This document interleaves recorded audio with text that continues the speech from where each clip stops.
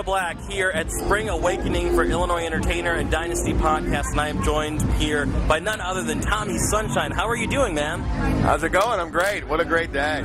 It is a great day, man. You just performed a little bit ago. How was that? I got to catch some of your set, but how did you feel about it? I felt great. I think that very well was the best set that I've played since I moved away. I feel like today was a little bit of a homecoming. It was really nice. And the crowd in there was insane. Yeah, everybody... Totally up for it. Everybody here is having a lot of fun, and you definitely have a very rich history with Chicago. For anybody who doesn't know, kind of fill us in on, I know, but what was your history with Chicago and DJing in this city? Well, it goes back to even, more than that. I started going to the city to see a lot of shows, and I've orbited the craziest places. I was a very big frequenter of the Thirsty Whale. I probably saw every hair metal band in the world play the Thirsty Whale, and that I lived through that whole scene. I started going to Metro when I was a teenager, but around the same time that I was sleeping out for tickets to go see Guns N' Roses and rock bands, I was listening to WBMX and started going to Medusa's, which was the big all-ages club. And that led me to the underground parties on the South Side, and that led me to all of what I now do. It was a twisted, crazy turn of events, but ended up, very much a raver here, and experienced the whole birth of the rave scene here in Chicago. And so I saw house music crawl out of the shell here. I experienced the rave scene literally from minute one, and I moved away in '94, so I saw a great deal of amazing stuff here. You really have seen it all, man, and that's very cool. And, I feel like this is a generic question to ask at a festival like this, but I promise that I'm asking because of who you are. Is it crazy to see how EDM has really evolved and become this thing where we can have a huge festival here at Soldier Field versus what it has been in Chicago in the past and even in America? The last time I was at Soldier Field and walking around these grounds, I was high on acid going to see the Grateful Dead in the 90s. So, this is definitely crazy to me, you know what I mean? And to think 20 years later, to these kids that are out there, Sonny, Skrillex, he is the Grateful Dead. You know what I mean? If I was 17 years old, I'd shave my head, I'd have the haircut, I'd follow Sonny everywhere. You know what I mean? He is the new subculture for kids. And this whole scene has evolved into something we could have never in a million years have predicted. At IMS in Ibiza, the International Music Summit, they attached a number to this business for the first time, and they said that it's a $4 billion a year business. And a few weeks after they announced that, Live Nation stepped forward and put aside $1 billion for acquisitions strictly in the EDM world this year. So Disco Donnie, who left Insomniac after working with Pascal and EDC, left all of that in 4 months, set up his own company, and 4 months after setting it up, sold it to Live Nation for tens of millions of dollars. And that's the beginning. I think by this time next year, this, Electric Zoo, Electric Daisy Carnival, the Ultra Music Festival, the Masquerade Motel, every one of these things that exist, they're going to own every single one of them, because they're going to make offers that people just can't say no to. When people are offering millions of dollars, how are you supposed to say, no thanks? Yeah. You know what I mean? It's a crucial time because, just as this is getting so incredibly mainstream, it's also going to spark an unfathomable underground. So the music in the underground is about to get so much harder and so much crazier as a response to this.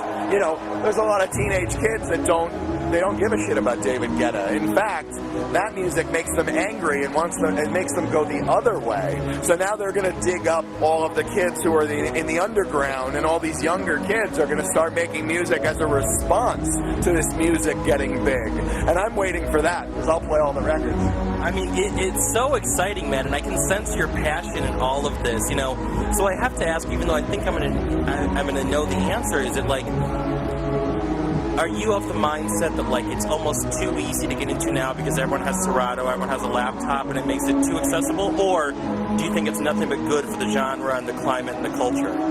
I mean, you know, yes, everyone can go out and buy a laptop and everyone can go out and buy Serato, but that doesn't teach them how to mix. Yeah. And, you know, having years, decades in this culture, you know, when I step on a stage and I start to play music, you hear that in the music that I play. You hear old rave stabs, and you hear like 90s house music references, and you hear, you know, electro clash, and you hear all these different things nodded to in an hour-long set of mine.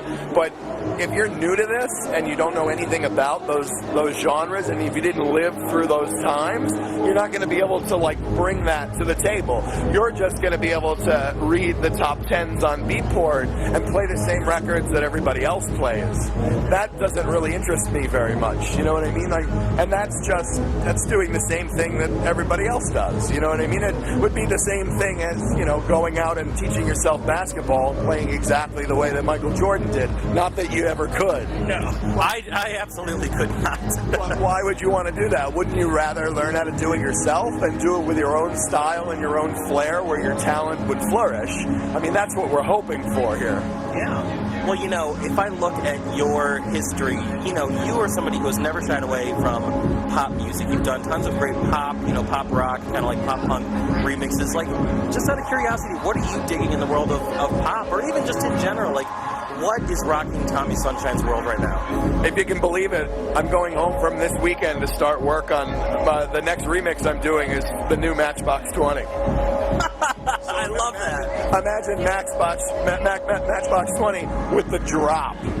Like that's what's about to happen. We're living in 2012, clearly. That's what's about to happen to Rob Thomas. He's about to sing into the drop. No, you know, but you know, I mean, I think that there's a lot of amazing popular music. I think what Guetta has done is tremendous.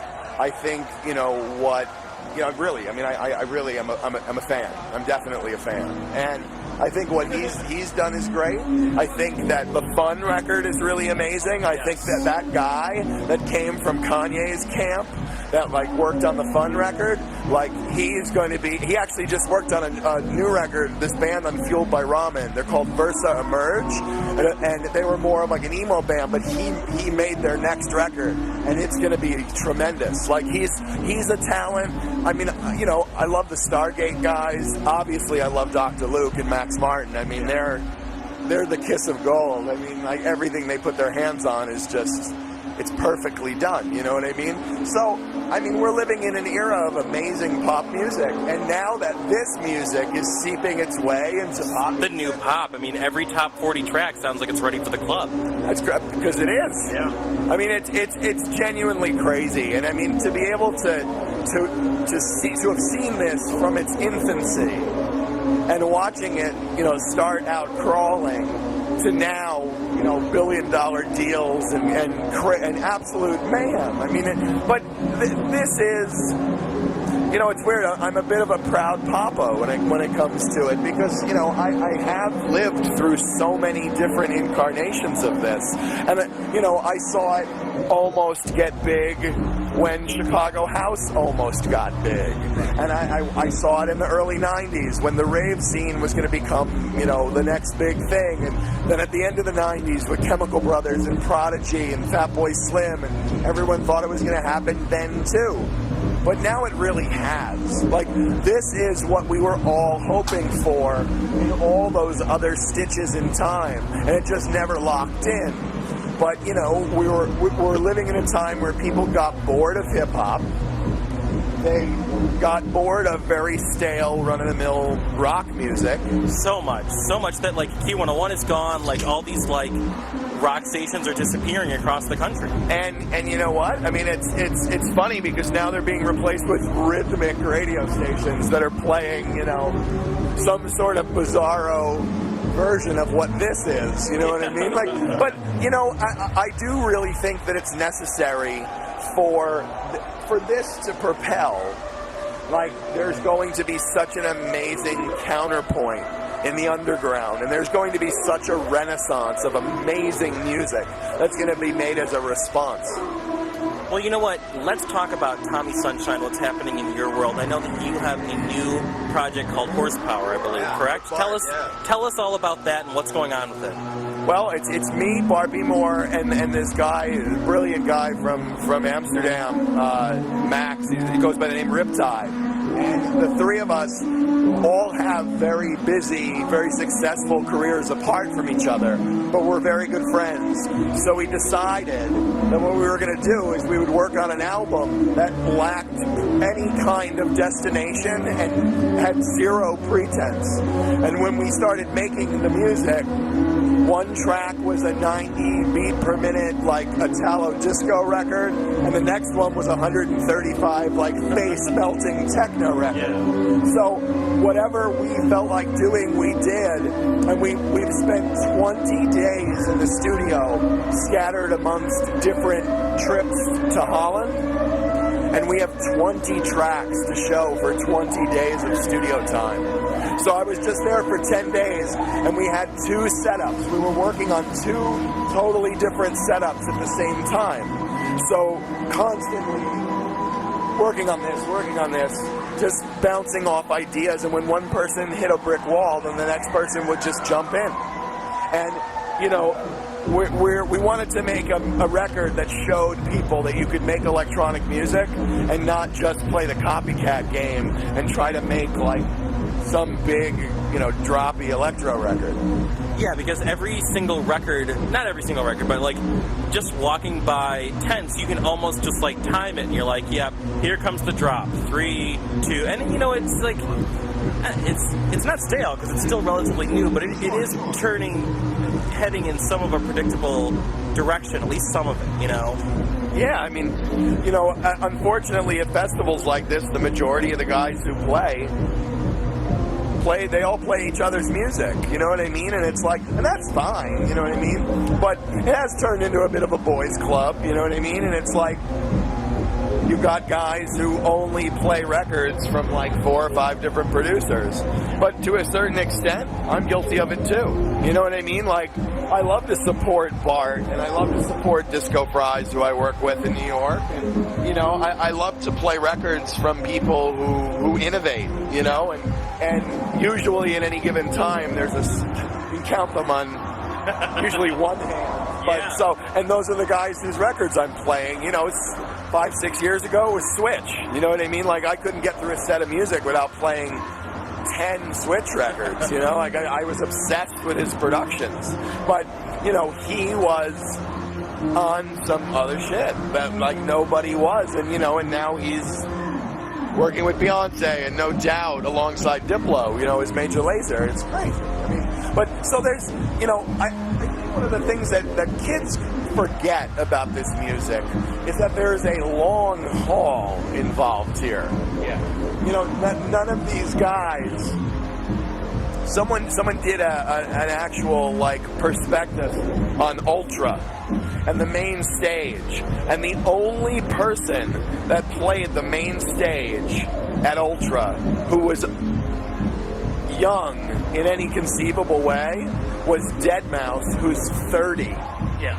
And everybody else who played on that main stage was like in their 40s or in their 50s. Like, these are guys, the Carl Coxes, the Oakenfolds, the guys who have been around for a very long time and have plugged away at this for years and decades. You know what I mean? And I mean, I'm 41. I've been DJing for 20 years. Been making music for 12. And every day it just gets better. Every day there's more opportunity, and every day it just seems to be like more worth the time that's put into it, you know? But it takes a very long time, and it's a struggle. You go through a lot of lean times, you know? You don't want to go get a job, but you have to get a job because you have to pay your bills. Like, you can't sit in front of a computer all day, every day. Like, that's a dream. You know what I mean? Like, we all would love to do that. But it takes a lot of work. And I think if kids knew how much work is involved in it, I think that would haze a lot of people out of the equation.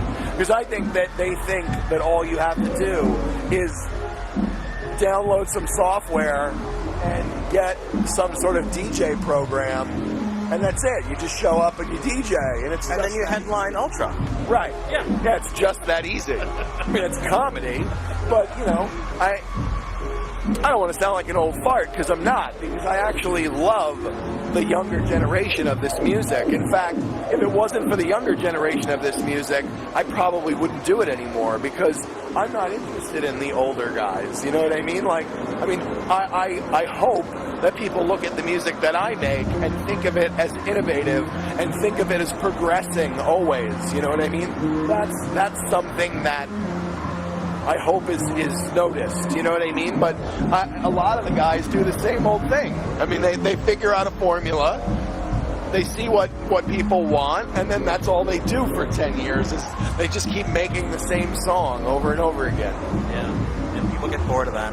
That'll never happen. I'll never do that. Well, Tommie Sunshine, man, I mean, I don't think it's hyperbole to call you a veteran and legend in the Chicago music scene and beyond. You've been through these different movements, you've been a part of it, and you've kept going and evolving, and you know, I grew up going to your gigs, like at Kill Hannah shows and stuff, so I'm so glad that you took the time to talk to us on the podcast. I really appreciate it, man. Thank you so much. Absolutely. You know, can I say just a couple of things? Yeah, absolutely, man. It's twofold, really. Like, the kids that are into this music, that are just getting into this music, I hope that with the vast resources that we have now with the internet, I hope that people take the time to learn that this was actually a culture. This was not a phenomenon. This was not like some... It's not a trend. No. I mean, this was, you know, 20 plus years ago, this started as something that was very subversive and came up from the underground.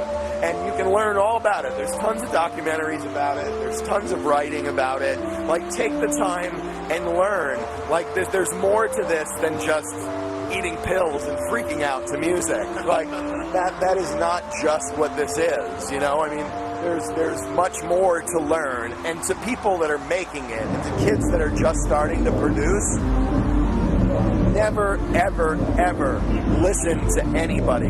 Don't listen to what they tell you that you should do. Don't follow trends. Don't follow what you think that you should do. Just make music from the heart and make it yours. Take all of this and do it your way. That's what I want to hear. It's what everybody wants to hear. I love it, man. I couldn't have said it any better myself, and really wise words that people should take with them. So thank you so much, Tommie Sunshine. No problem. Thanks a lot.